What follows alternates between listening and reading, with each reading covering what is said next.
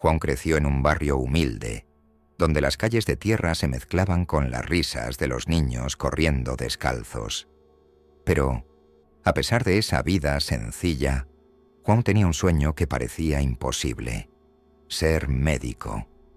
Desde pequeño su curiosidad era insaciable. Desmontaba cosas, hacía preguntas que otros ni se atrevían a hacer y observaba todo lo que pasaba a su alrededor.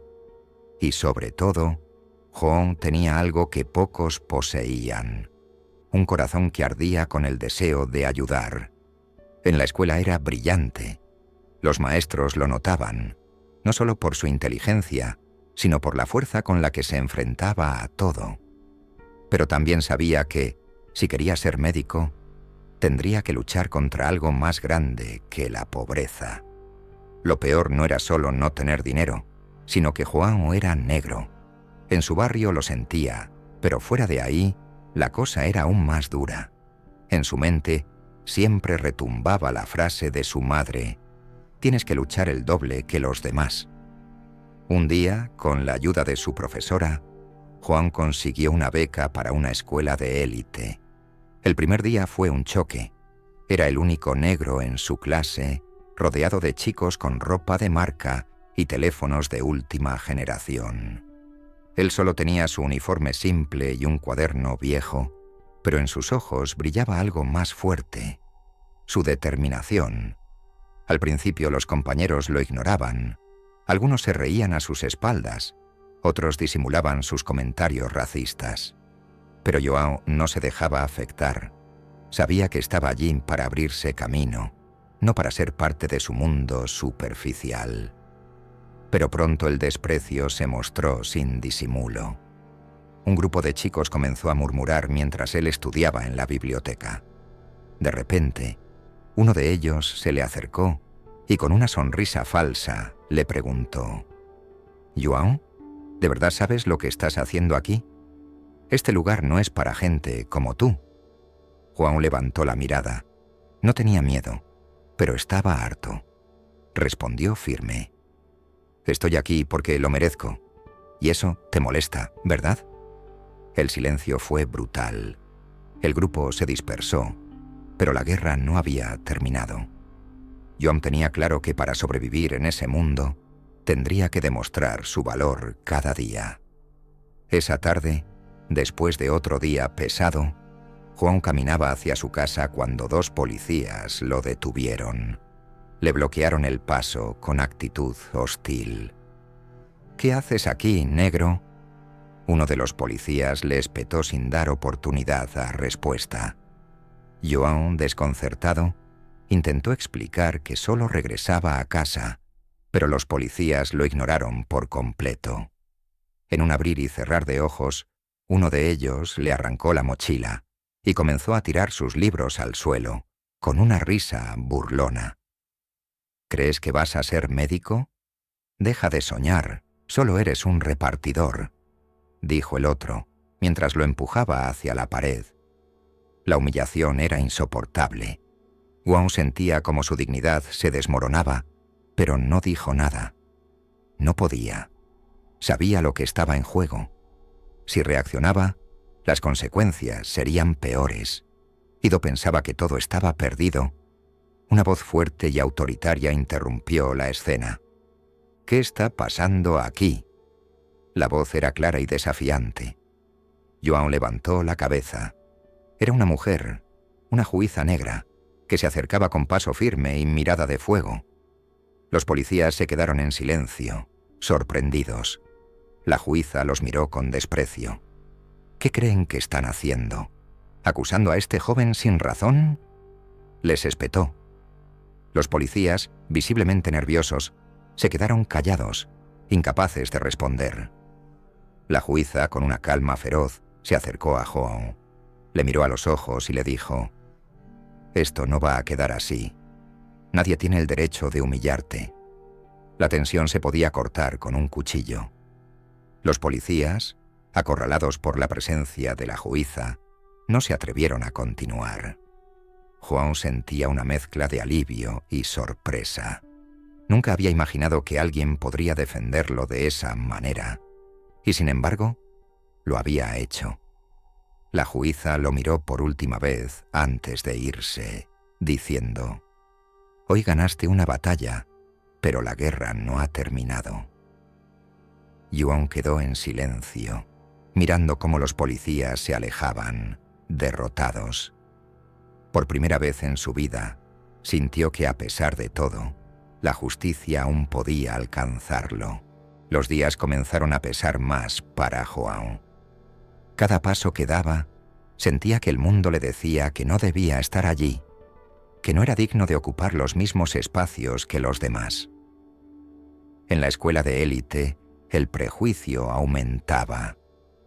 Con cada comentario disfrazado de elogio, con cada mirada torcida, sentía cómo la presión crecía. Pero lo peor aún estaba por venir. Una tarde, después de una clase difícil, Juan decidió tomar un atajo por la calle, pensando en cómo podría hacer frente a tantos libros y tareas. El sonido de la calle estaba pesado. Las conversaciones y risas se ahogaban bajo la tensión del día. Cuando João dobló la esquina, se encontró con dos policías, con expresiones impasibles, bloqueando su camino. «¿Qué haces aquí, muchacho?», preguntó uno de los policías, con una sonrisa irónica en el rostro. João tragó saliva e intentó responder, pero no tuvo oportunidad. El policía lo empujó, haciéndolo casi perder el equilibrio. «Ah, estás perdido, ¿no? ¿Crees que eres igual que nosotros?», se burló el otro policía, mientras ambos comenzaban a caminar alrededor de él. João sintió un escalofrío recorrer su espalda. Intentó mantenerse tranquilo, pero la humillación era aplastante. Sabía que cualquier reacción suya sería solo un pretexto para que los policías actuaran con más brutalidad. Entonces, ¿qué le quedaba? La indignación que ardía en su pecho. «Solo voy a casa», intentó decir João, su voz temblorosa, pero firme. «¿Casa?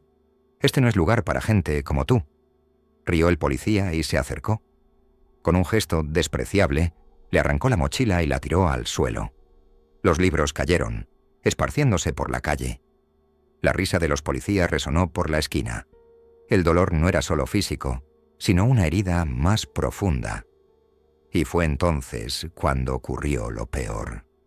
Uno de los policías, con una expresión que João nunca olvidaría, se agachó hasta él y con una voz cortante dijo: «Aquí vas a morir.